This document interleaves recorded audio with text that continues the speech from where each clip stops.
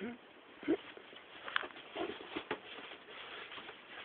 YouTube, this is the D.B.T Game Show, episode 821, and today I'm going to review Yu.Gi.Oh Nightmare Troubadour. It's a pretty good Yu-Gi-Oh game. So, it's time to duel.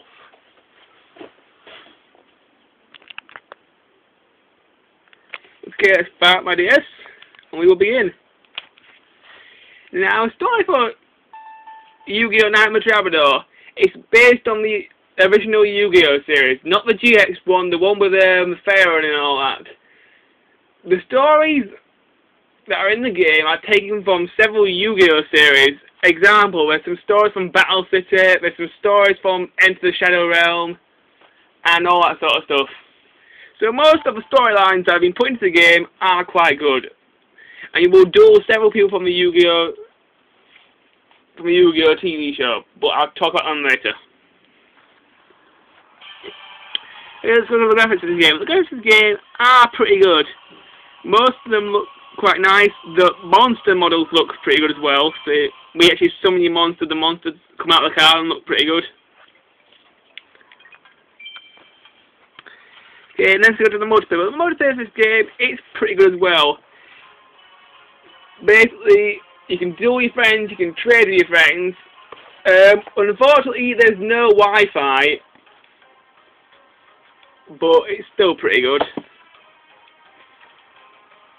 Okay, let's go to the controls for the game. The controls of this game can get kind of complicated, so they're a bit difficult to explain, but the best controls in the entire game are probably the stylus controls. If you touch something, it'll do it for you, and that's probably the best way to play this game.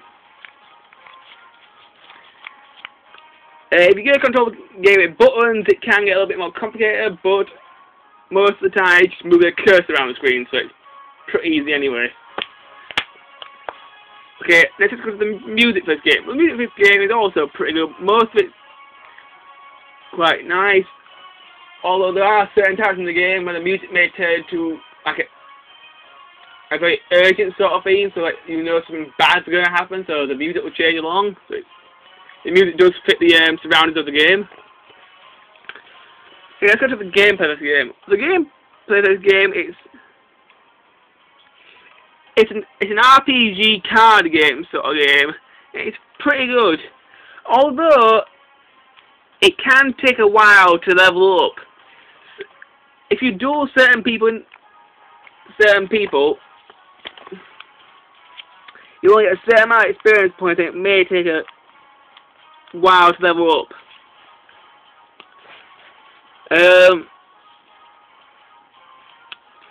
Well, the best thing about the gameplay is unlocking the levels. In the game, basically, if you level up enough, you'll get a new storyline. Example, one of the storylines, you may have to fight Marek, which is one of the last storylines of the game. There are also special things that you can do in the storylines. Example, if you manage to beat Marek with an Egyptian God card, you also get some special cards in the shop that you unlock.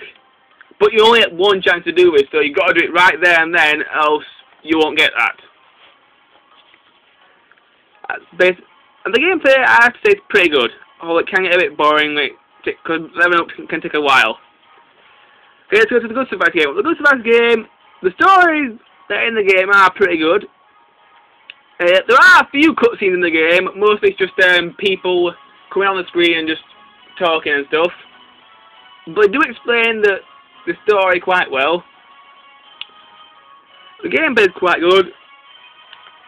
One of the best things about this game are the characters that they put into the game. Let me just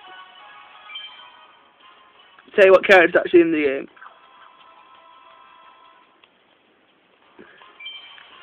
Well, there are several characters that you can duel. You've got Yami Yugi, Yugi Moto, Joey Wheeler, Seto Kaiba, Mokuba, Bakura, normal Bakura, Taya, Float, or aka My Valentine, Serenity, which is Joey's sister, that creepy teddy bear, also known as Rebecca, Yugi's grandpa, the Zombie Boy, also known as Bones. The Freaky Fish Guy, also known as Mako Tsunami. That ESP bloke. Rex Raptor. Weevil Underwood. Panic. Docs and Parrot, the Paradox Bros. Pegasus. Bandit Keith, that guy who claims to live in America. You've also got the Big Five. Then you've got Noah. Kaiba's stepfather. One at Rare Hunters. Strings. Loomis. Umbra. Odeon. Shiva Wistar. And Yarnaric. There are 2 other duelists in the game, but I haven't unlocked those yet. But most of the duelists in the game are quite good. Okay, next we go to the cards game. Well, in this game, there are over 1,000 cards to collect. And that's quite a good number. There's plenty of good cards in here to, so you can build a pretty strong deck.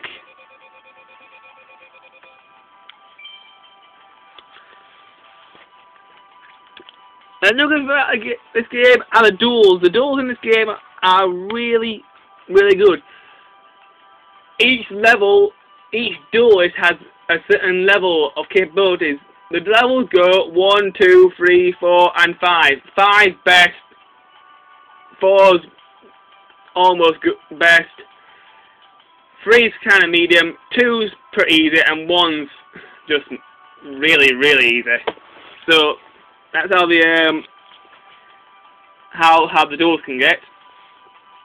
And the other thing about this game is also the shop. In the shop there are several things that you can do. So let me just get to the shop.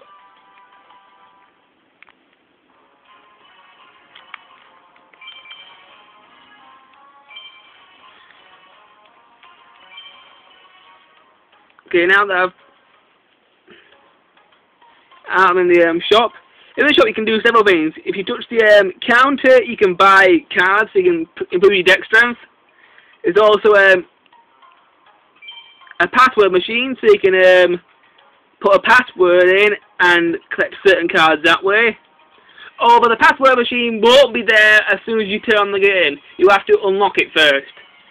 There's also a puzzle arena so you can do certain puzzles so you can improve your strategies. And that's basically always in the shop. And the other thing about this game are the bosses. In this game there are several boss duels which you have to face, and most of the boss duels are shadow games. Now basically the shadow game is basically if you lose that duel you go to game over. One of the hardest bosses in the game is probably Shadow Joey. In the game, Joey will get turned into an evil guy, and you have to make the duel turn to a draw to actually beat that scenario. So that was quite a hard boss. Marik's pretty hard, and so most of the bosses can be pretty challenging. To find a duelist, all you do is move your cursor down the map, where it turns red, and then you should find a duelist. Now I'm very sorry YouTube, but I've run out of time, so please join me in part 2 of my Yu.Gi.Oh! NIGHTMAER review, where I will finish off reviewing this game. Until then, bye.